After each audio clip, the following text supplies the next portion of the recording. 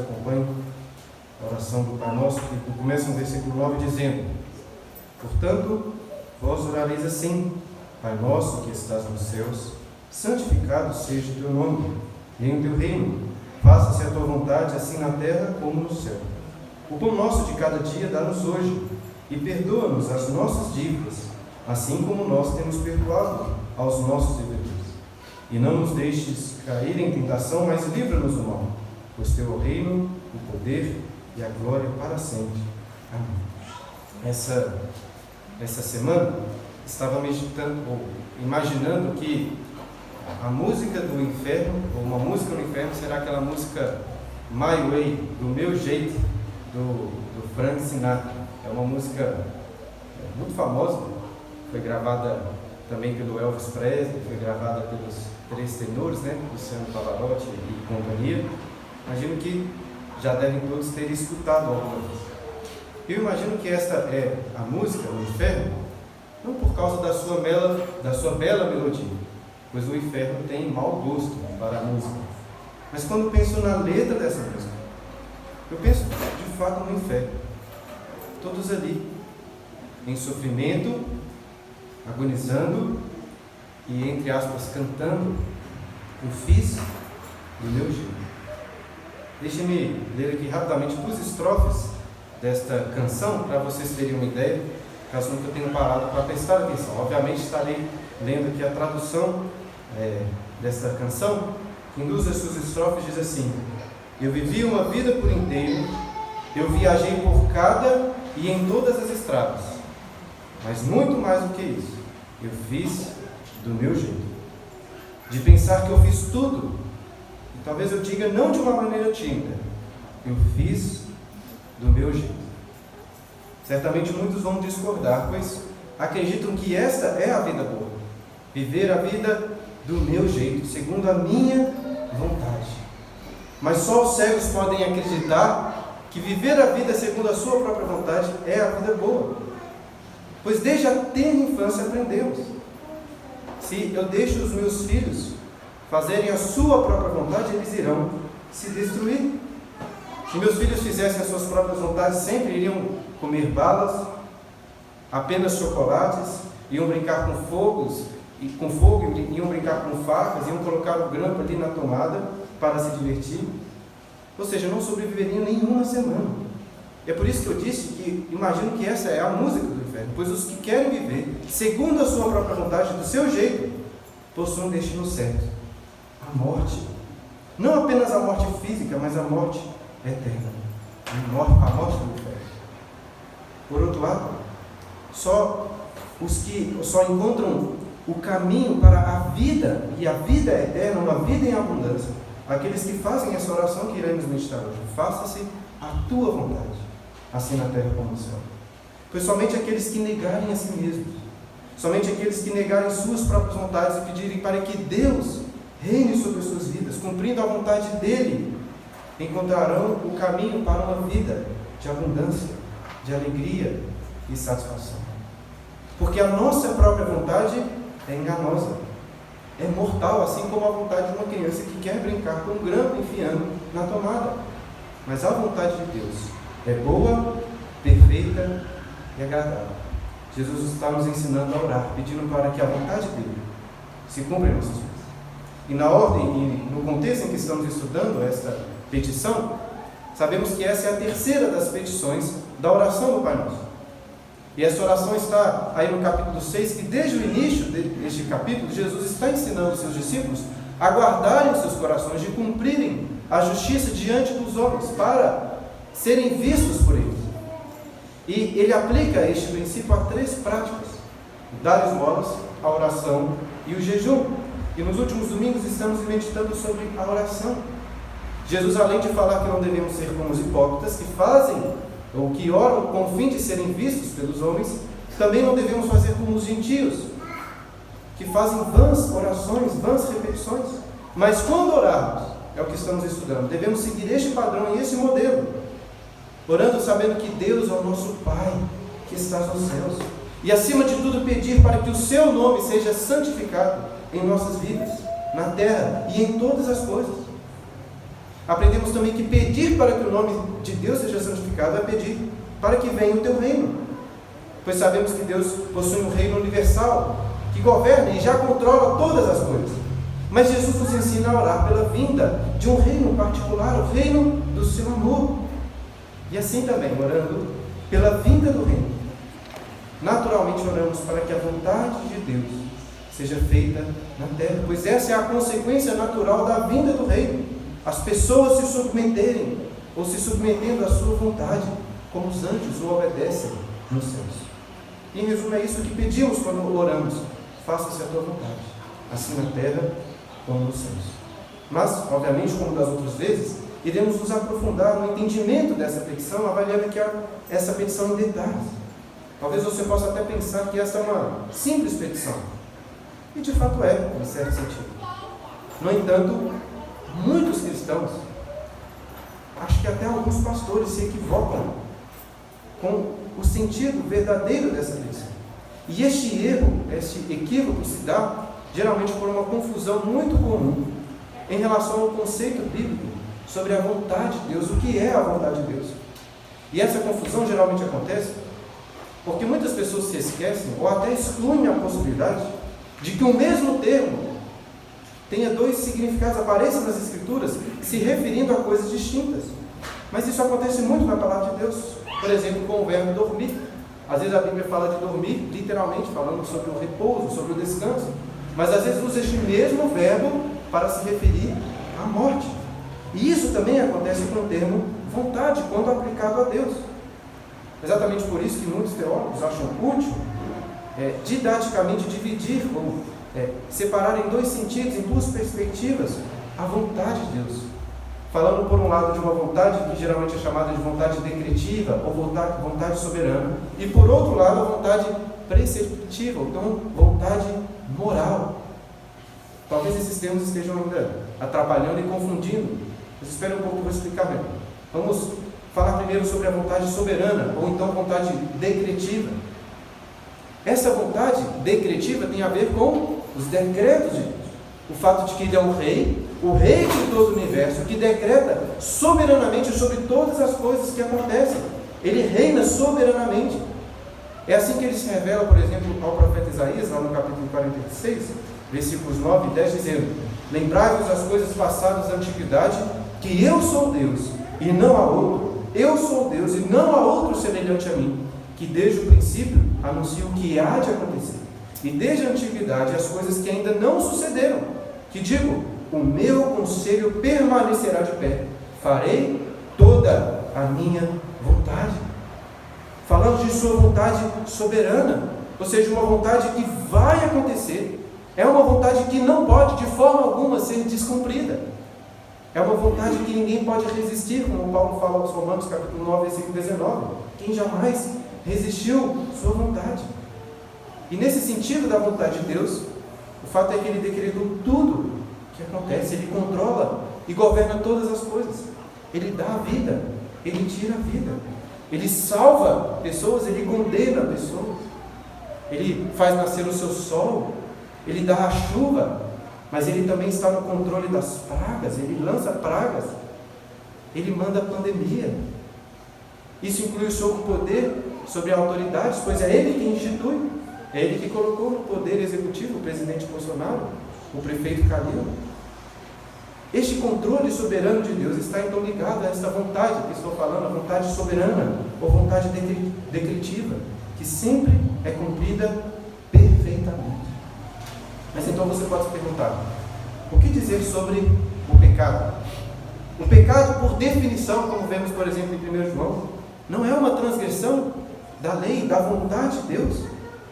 Não seria o pecado exatamente algo contra a vontade de Deus?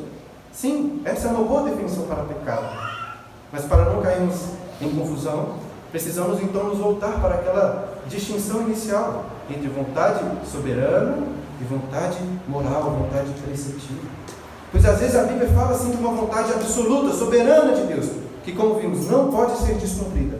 Mas em outros momentos a Bíblia fala de uma vontade moral, que constantemente é violada. Ou a vontade pode ser às vezes chamada na teologia de vontade preceptiva. Por que preceptiva? Porque diz respeito aos preceitos de Deus. Acho que para facilitar você pode pensar em uma vontade moral ou vontade de lei, pois a vontade preceptiva diz respeito aos mandamentos morais de Deus. E essa vontade é descumprida todas as vezes que alguém peca. Então, obviamente, ela é a todo instante descumprida. Então, em resumo, para vocês entenderem, vontade soberana é aquilo que Deus quer que aconteça e que realmente vai acontecer, que Ele decretou e soberanamente Ele faz com que aconteça. Já a vontade preceptiva, a vontade moral, é aquilo que Deus quer que o homem faça. São os seus mandamentos e as suas leis. E essa é constantemente descumprida. Deixa eu ilustrar melhor dando aqui uma ideia de como relacionar essas duas perspectivas. Até porque na Bíblia nós encontramos situações em que essas duas perspectivas da vontade de Deus estão claramente ali relacionadas. Por exemplo, a Bíblia nos ensina em alguns lugares que claramente Deus determinou que algo acontecesse contra a sua vontade moral. Como assim? Como que Deus pode querer que a sua vontade seja descumprida? Parece contraditório, mas é isso mesmo, pois Ele quis decretivamente, soberanamente, que a sua vontade moral, que os seus mandamentos fossem violados. Vou dar um exemplo muito claro nas Escrituras. Deus não queria, moralmente falando, segundo os seus mandamentos, que José, ou que os irmãos de José, o vendessem para o Egito, não é verdade? E mentissem depois para o seu pai, falando que ele tinha morrido. Eles mentiram, eles venderam seu irmão como escravo, violaram a vontade de Deus. Mas Deus queria, agora decretivamente, soberanamente falando, que isso acontecesse, para que muito tempo depois, aquelas mesmas pessoas, aqueles irmãos e a família da descendência prometida fosse preservada da fome. O próprio José reconhece isso lá em Gênesis 45, versículo 5, quando consolamos seus irmãos, dizendo para não se entristecerem, pois Deus é que tinha o enviado para o Egito. Depois lá no capítulo 50, versículo 20, ele diz isso explicitamente, dizendo assim: olha, vós, na verdade, instastes um mal contra mim, porém Deus o intentou para o bem. Vamos tentar imaginar uma situação mais atual. Por exemplo, Deus não quer que uma mulher cristã se case com um homem não cristão, segundo a sua vontade moral, os seus mandamentos. Mas será que pode ser que ao se casar essa mulher cristã com um ímpio, a esposa leve o marido a Cristo e ele se converta? Pode ser que isso aconteça? Pode ser que sim. E nesse caso, poderíamos dizer que Deus quis, agora no sentido decretivo, soberano, Deus quis decretivamente que essa atitude pecaminosa acontecesse para que aquele marido se convertesse? Acho que podemos dizer que sim. Justifica o erro? Claro que não. Essa mulher não deveria ter casado, ela pecou. Mas muitas vezes Deus decreta até pecados para que algo muito maior, belo, glorioso aconteça. É isso que precisamos de compreender, que Deus possui um plano glorioso para o mundo e para tudo o que acontece. E nesse plano eterno, até o mal, até os pecados possuem um papel, para que perante as trevas do mal, a luz da glória de Deus brilhe mais forte. E a maior de todas as evidências, que a Bíblia nos deixa muito claro, é quando ensina que Deus decretou o pior de todos os pecados, o mais sujo, o mais vil, o mais escuro, para que por meio deste pecado terrível cumprisse o seu propósito maravilhoso, o seu plano eterno, para em meio às densas trevas brilhar a luz da sua graça. E obviamente estou me referindo à morte do nosso Senhor Jesus, para que pela sua morte a glória da graça de Deus viesse. Então, irmãos, voltando à oração do Pai Nosso, que estamos meditando, pelo que oramos então, quando pedimos, faça-se a tua vontade? Será que devemos pensar na vontade soberana ou na vontade moral dos seus mandamentos? E para responder a essa pergunta, precisamos nos lembrar da continuação dessa petição que fala: faça-se a tua vontade assim na terra como no céu. Ou seja, Jesus parece estar indicando que a vontade de Deus é cumprida nos céus de uma forma diferente, como é hoje cumprida na terra. E por isso já nos indica que ele não pode estar aqui se referindo à vontade decretiva de Deus, pois essa acontece em todos os lugares da mesma forma. Ela é soberana, ela sempre acontece. Então vamos tentar imaginar um exemplo de uma pessoa orando em uma situação da sua vida. Imagine uma pessoa que está desempregada, está orando por um emprego. Ou então uma pessoa que não está casada, mas quer se casar. Uma pessoa que está casada, quer ter filhos, mas não consegue. Será que Deus quer que você, por exemplo, ao pedir por essas coisas, olhe da seguinte forma? Imagina o caso do emprego. Deus, quero muito emprego melhor. Ou então imagina o caso do filho. Deus, eu quero muito que o Senhor me dê filhos, mas seja feita a tua vontade. Imagine alguém orando dessa forma, pensando na soberania de Deus. Não vou dizer, obviamente, que é errado orar dessa forma, mas eu não sei se é a melhor forma de orarmos. Por quê? Porque se for algo bom, se for algo legítimo, por exemplo, como ter filhos, a Bíblia nos ensina que devemos pedir. E nós devemos sempre pedir, ainda que Ele não nos conceda. Pode ser que você passe uma vida inteira orando por algo, por exemplo, pela conversão de um parente, de um amigo, e Deus não atenda positivamente esta sua oração. Mas às vezes Ele quer que você passe a sua vida inteira orando por aquilo. O que eu só queria dizer é que acho que Jesus não está nos encorajando a orar ou pedindo pela vontade soberana de Deus, pois ela já acontece. Mas eu preciso destacar claramente que é muito importante quando orarmos confiando, aí sim há a diferença, não pela vontade, mas confiando na vontade soberana de Deus, no fato de que Ele controla todas as coisas, e que se Ele não atende os nossos pedidos, se neste caso Ele não nos dá filhos, se Ele não nos dá um emprego melhor, devemos entender que este é o melhor, que eu creio que esta é a vontade boa de Deus, e podemos nesse sentido sim, colocar diante de Deus as nossas angústias, os nossos sofrimentos e clamar por Ele e para Ele, dizendo: Senhor, por que tenho sofrido tanto? Senhor, por que essa pessoa que eu tanto amo está doente? Por que essa pessoa que eu tanto amo morreu? Por que não consigo um emprego melhor? Por que não consigo me casar? Por que não consigo ter filhos? São orações saudáveis que podemos colocar diante de Deus e clamar para que Ele atenda à nossa vontade e nos livre destes problemas, destes sofrimentos. Não tem problema orarmos assim. Não, Samuel, filho do Humberto, estava me perguntando no domingo passado se eu acho, em minha opinião, que Jó estava errado em colocar aquelas angústias diante de Deus, clamando assim, perguntando-se por que ele estava sofrendo, se sentindo assim desamparado diante do Senhor. Eu acho que, muitas vezes, acho que não. Pois se estamos nos sentindo assim desamparados por Deus, sofrendo, não adianta querer esconder esses sentimentos de Deus. Mas ainda assim devemos confiar que todos os sofrimentos, todas as angústias que você pode estar passando estão dentro dos planos eternos de Deus e que cooperam para o seu bem, para a sua santificação, ainda que você não consiga enxergar. Contudo, irmãos, por mais importante que seja orar com confiança nesta vontade decretiva, nessa vontade soberana, esse não é o foco do que Jesus está nos ensinando, pelo que nós devemos orar. E olha, eu ouvi sermões inteiros sobre a terceira petição, em que o pregador foca apenas neste aspecto de orar, tendo em vista a vontade soberana de Deus, que Ele está no controle de todas as coisas. Mas eu discordo dessa interpretação, dessa petição. Eu creio que não estou sozinho. Você lê depois lá nos nossos ensinos de fé, no Catecismo Menor, a pergunta de número 103, e verá claramente que nosso catecismo interpreta pensando na vontade moral, nos mandamentos de Deus sendo cumpridos.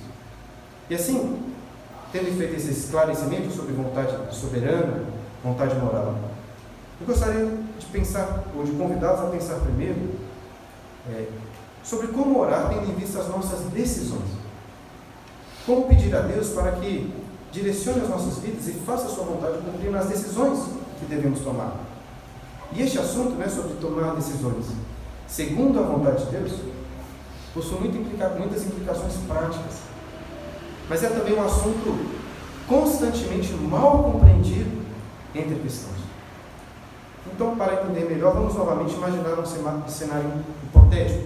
É você tendo de tomar uma decisão. Por exemplo, tento fazer um financiamento para comprar uma casa e sair do aluguel. Aparece uma oportunidade de emprego em outra cidade, talvez em outro país. Será que eu tomo essa decisão de mudar ou não? Ou será que nós tomamos a decisão de mudar o local da igreja para um local maior, um local diferente? Ou apresentam-se para nós duas opções de aluguel? Imagine que estejamos diante de situações assim. Talvez você esteja hoje em um momento que tem que tomar alguma decisão. E talvez você esteja pensando, qual a vontade de Deus para a minha vida em relação a essa decisão? Eu quero tentar ajudá-lo a orar. Como orar por decisões como essa? Eu quero ajudá-lo em primeiro lugar, trazer um exemplo de oração. Prestem bastante atenção nessa oração e eu quero convidá-los a tentar examinar se essa é uma oração boa, correta ou não. Imagine uma pessoa, por exemplo, com uma oportunidade de emprego em outro lugar, orando da seguinte forma.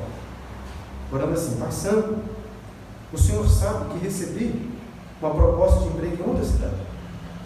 E pelo que pesquisei, Senhor, parece um bom emprego, parece uma boa cidade, lá tem uma boa igreja, um bom lugar para levar minha família.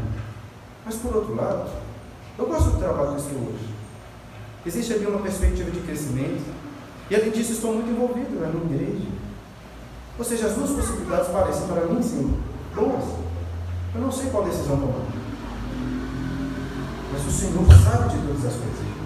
O Senhor sabe o que vai acontecer se eu tomar a decisão de mudar ou se eu tomar a decisão de ficar.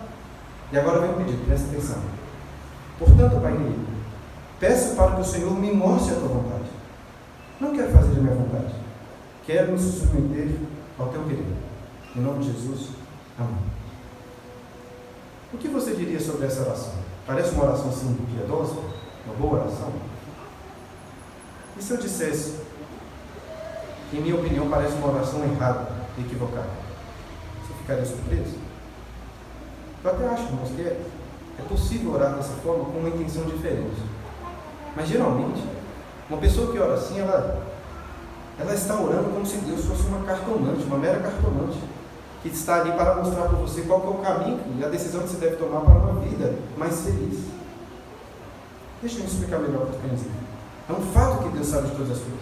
E não estou querendo dizer que é errado colocar diante dele as nossas decisões, pedir auxílio ao Senhor. Pelo contrário, eu acho que devemos fazer isso. Mas eu acho que é um erro pedir para que Deus mostre qual é a vontade de Deus em relação a uma escolha específica como essa, de um emprego. Porque, a não ser que você seja um profeta e que Deus apareça de fato para você mostrando sua vontade, Ele não vai falar qual é a vontade dele, Ele não vai aparecer e dizer explicitamente se você deve mudar de emprego ou não.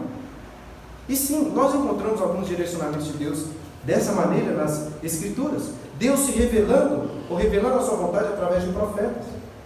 Mas ainda que encontremos situações assim, não era essa a forma ordinária de cristãos, nem mesmo dos profetas tomarem suas decisões. Eu lembro de ter estudado aqui na igreja 1 Coríntios, com os irmãos, e visto ali Paulo falando de planos, decisões importantes que ele tinha que tomar e que ele estava tomando.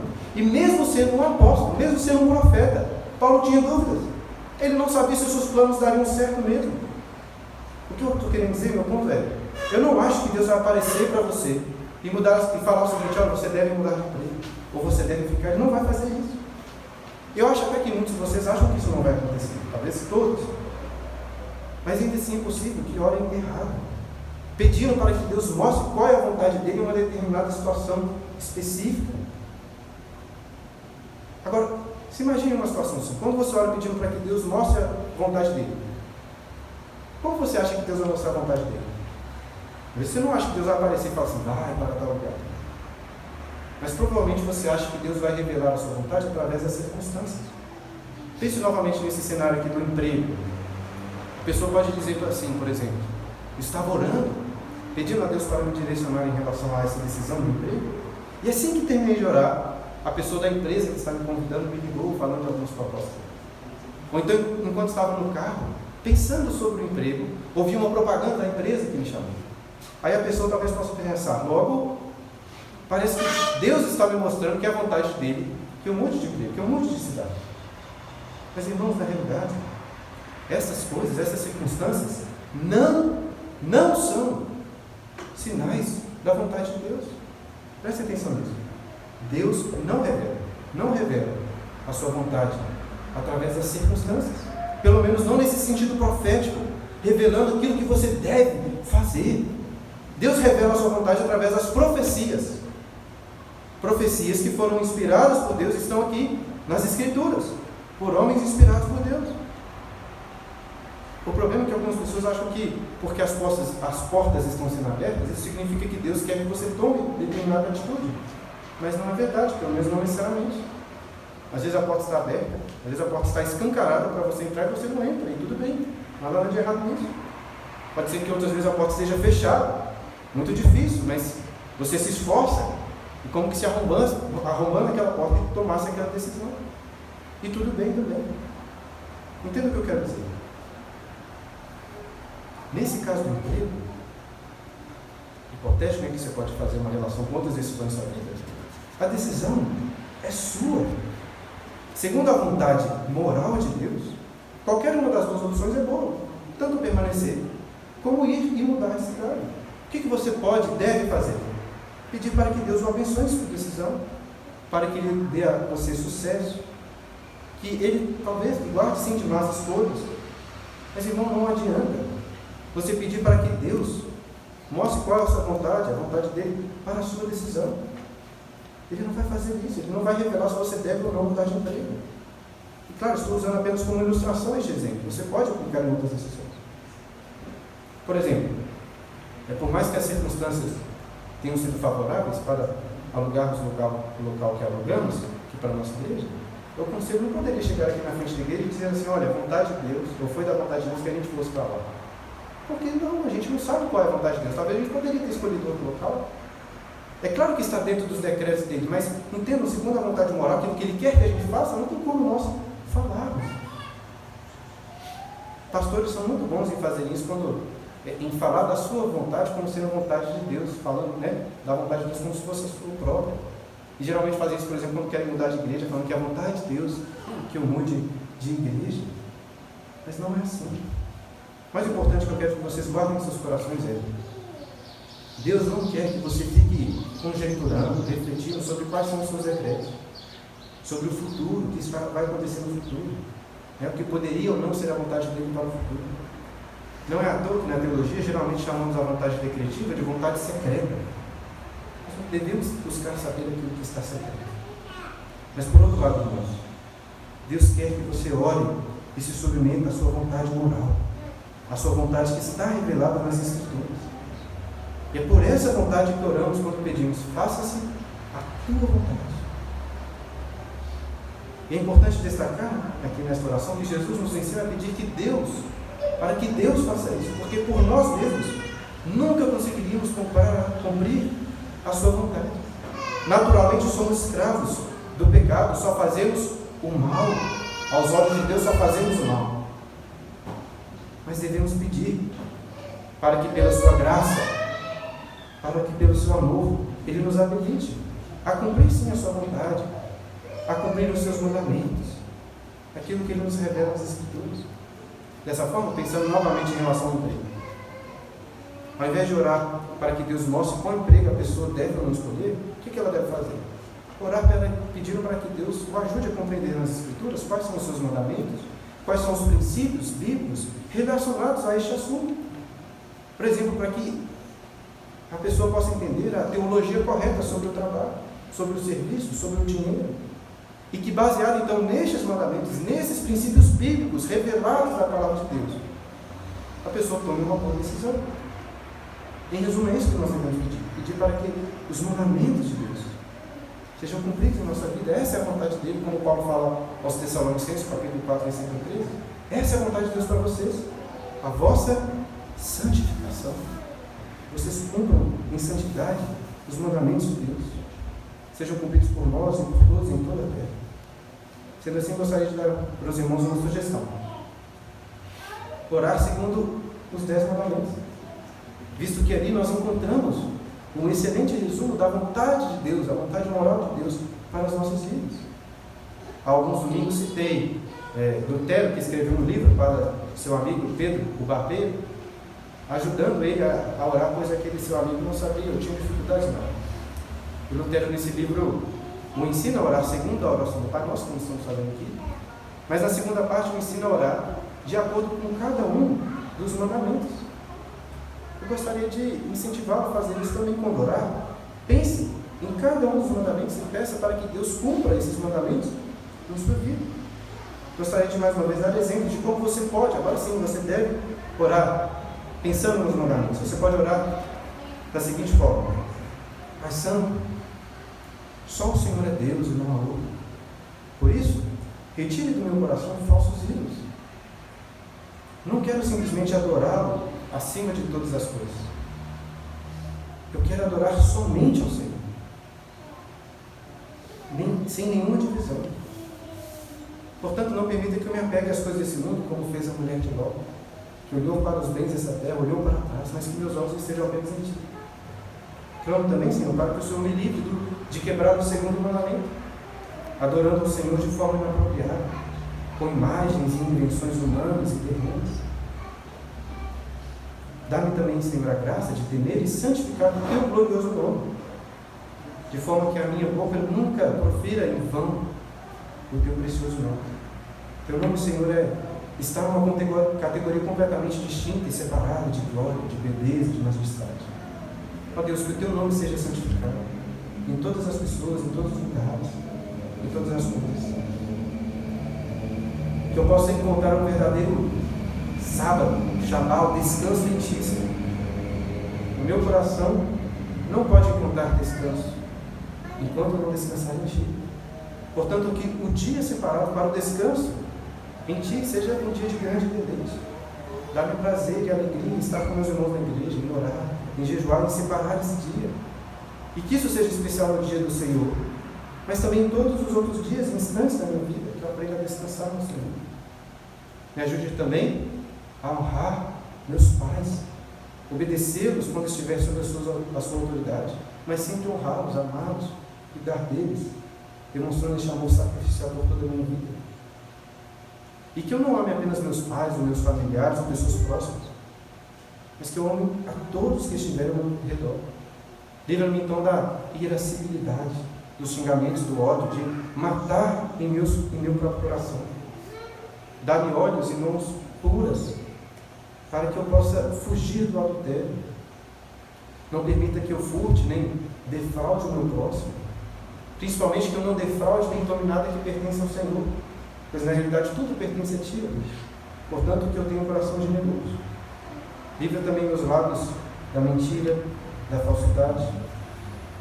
Que minhas palavras sejam sempre verdadeiras, precisas. Que meu sim seja sim e o meu não, não. E por fim, ó Deus, peço que o Senhor conceda a minha rara joia do contentamento. Livra-me da cobiça, para que me satisfaça apenas em Ti, nos bens e nas bênçãos que o Senhor tem me concedido. Em nome de Jesus. Amém. Este é um exemplo de como podemos orar, seguindo cada um dos mandamentos. Mas ainda resta, irmãos, gostaria de chamar a atenção novamente para o texto, examinarmos uma importante parte dessa petição. Pois Jesus nos ensinou a orar: faça a sua vontade, assim na terra, como no céu. Ou seja, pedir para que a sua vontade seja obedecida aqui na terra, como é obedecida no céu. Mas como é?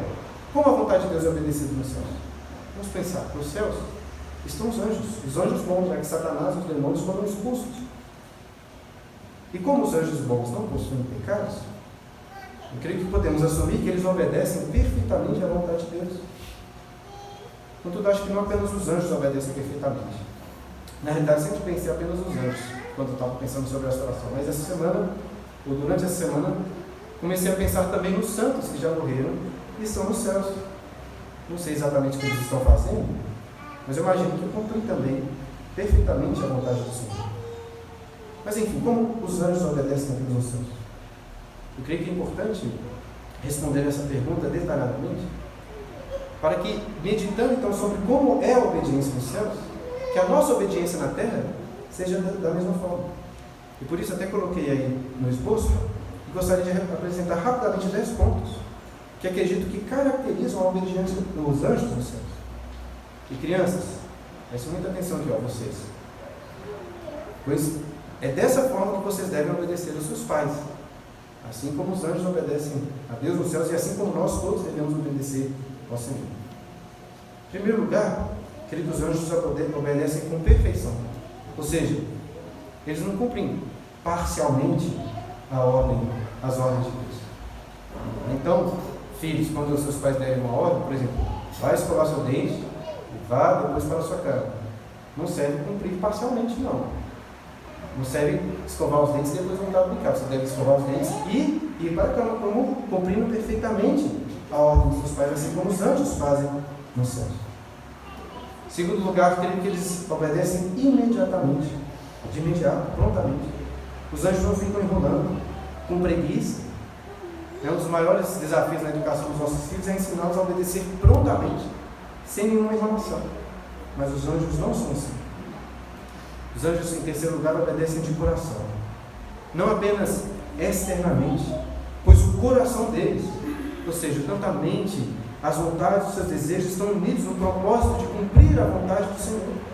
Porque Deus não quer filhos que simplesmente obedeçam, mas que amem obedecer.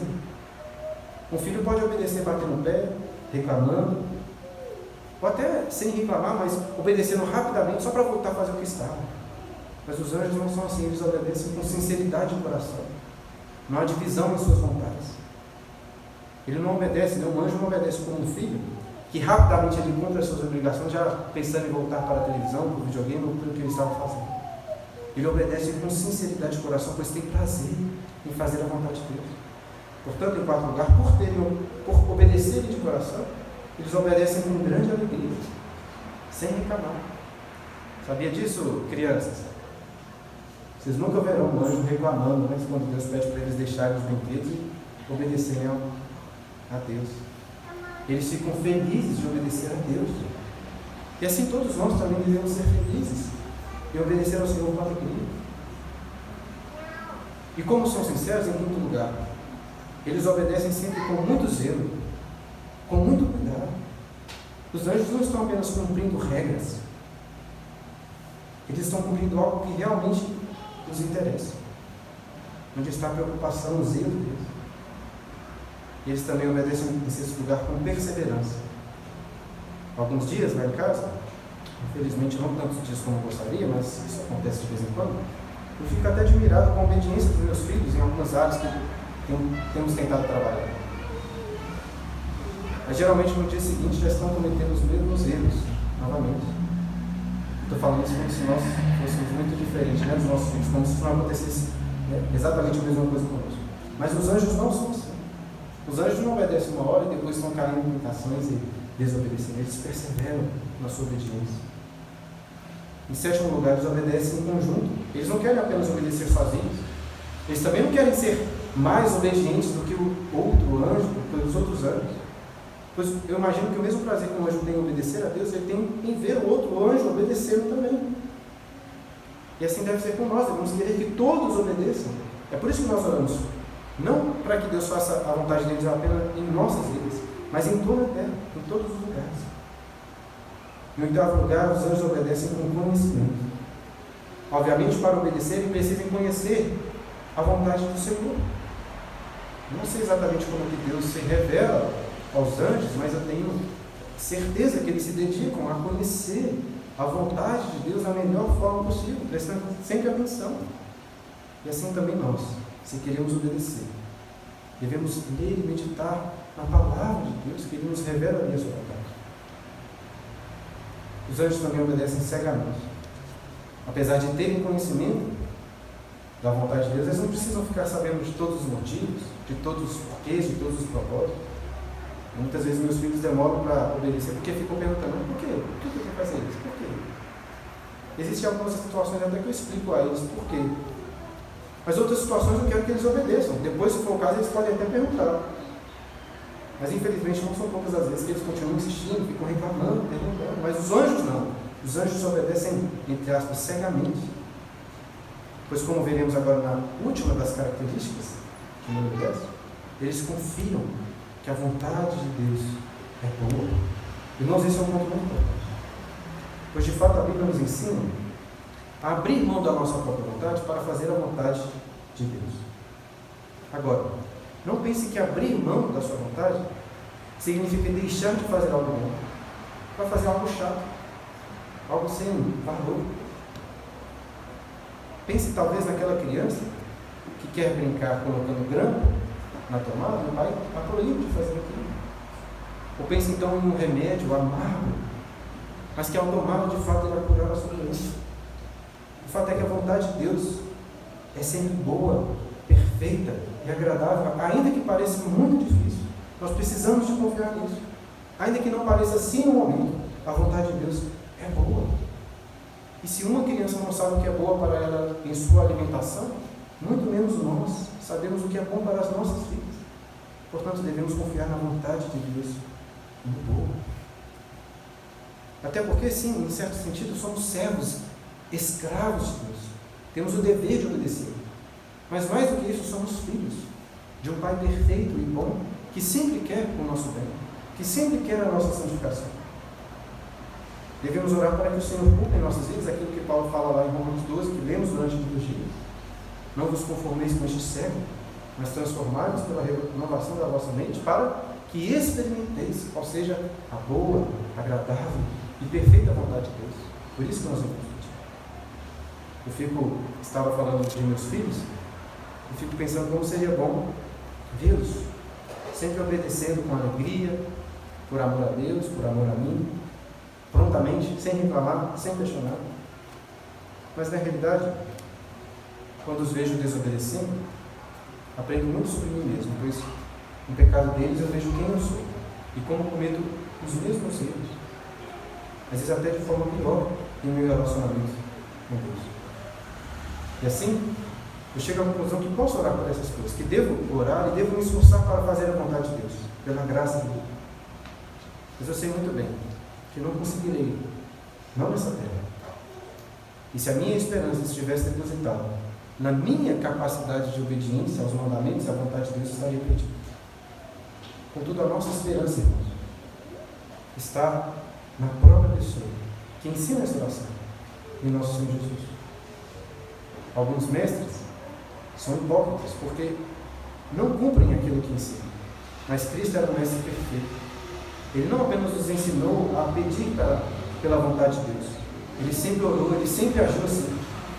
Lá em João capítulo 4, versículo 34, ele diz: a minha comida consiste em fazer a vontade daquele que me enviou. Em João capítulo 5, versículo 30, não procuro a minha própria vontade, e sim daquele que me enviou. Depois no capítulo 6, versículo 38, ele diz: porque desci do céu, não para fazer a minha própria vontade, mas daquele que me enviou. Só Cristo obedeceu perfeitamente a Deus na terra, assim como os anjos obedecem ao céu. E muito mais do que os anjos, pois ele foi obediente até a morte, e a morte de Cristo. Nas últimas horas de sua vida na terra, Jesus estava ali no Getsemane, como de costume, orando. Mas dessa vez, orando com uma angústia inigualável. Ele orava, dizendo e repetindo, como lemos durante a liturgia: meu Pai, se possível, passa de mim este cálice. Todavia, não seja como eu quero, e sim como tu queres. Não foi fácil para Cristo. Ele estava em grande agonia, contanto que a Bíblia descreve que o seu suor se tornou como gotas de sangue, pois ele sabia muito bem o que significava cumprir a vontade de Deus naquele dia.